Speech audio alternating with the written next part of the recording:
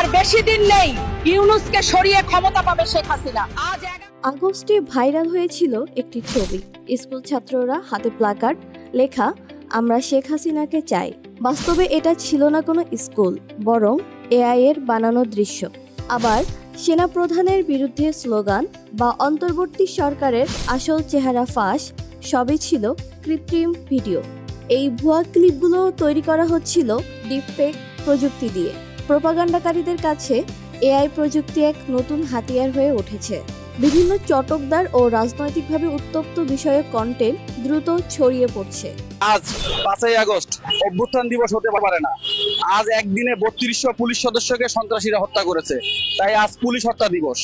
বিশ্বব্যাপী দেখা যাচ্ছে নির্বাচনের আগে, রাজনৈতিক অস্থিরতার সময় বা জরুরি পরিস্থিতিতে এআই সৃষ্ট কন্টেন্ট জনমনে বিভ্রান্তি তৈরি করছে। প্রেস ইনস্টিটিউট বাংলাদেশ ও বাংলা ফ্যাক্ট টিম 2025 সালের জুলাই থেকে সেপ্টেম্বর পর্যন্ত 71টি এআই সৃষ্ট কন্টেন্ট বিশ্লেষণ করেছে। এই গবেষণায় দেখা গেছে বাংলাদেশে এআই সৃষ্ট ভুয়া কন্টেন্টের নিশানায় সবচেয়ে বেশি এসেছে 3টি ক্ষেত্র: রাজনৈতিক দল, অন্তর্বর্তীকালীন সরকার, পুলিশ ও সেনাবাহিনী। বিশ্লেষণে দেখা যায় প্রায় 49% কন্টেন্ট রাজনৈতিক দল নিয়ে। এর পরেই রয়েছে পুলিশ ও সেনাবাহিনী এবং অন্তর্বর্তীকালীন সরকার। রাজনৈতিক দলের মধ্যে 68% আওয়ামী লীগ, 17% বিএনপি, 9% জামাত এবং 6% এনসিপি। কিন্তু মজার বিষয় হলো, আওয়ামী লীগকে নিয়ে তৈরি কন্টেন্টগুলো প্রায় সবই ইতিবাচক, অর্থাৎ দলটির ইতিবাচক ভাবমূর্তি তৈরি করা হয়েছে এগুলো দিয়ে। আর বাকি দলগুলো নিয়ে ছড়াচ্ছে নেতিবাচক প্রচারণা। এমনকি রাজনৈতিক দলের পাশাপাশি সরকার, বাহিনী এবং জুলাই গণঅভ্যুত্থান নিয়েও প্রচারণার ধরন ছিল নেতিবাচক। অপতথ্যের সবচেয়ে বড় ঘাঁটি ফেসবুক।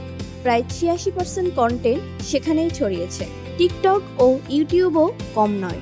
টিকটকে 56%, ইউটিউবে 45%, এছাড়া ইনস্টাগ্রামে 39%, এক্স 17%, থ্রেডসে 3%। মানে এই যুদ্ধ এখন স্ক্রিনে, টাইমলাইনে, রিলসে। প্রায় 10% কন্টেন্টে দেখা গেছে লিঙ্গ বৈষম্যমূলক ও ব্যক্তিগত আক্রমণমূলক এআই কন্টেন্ট।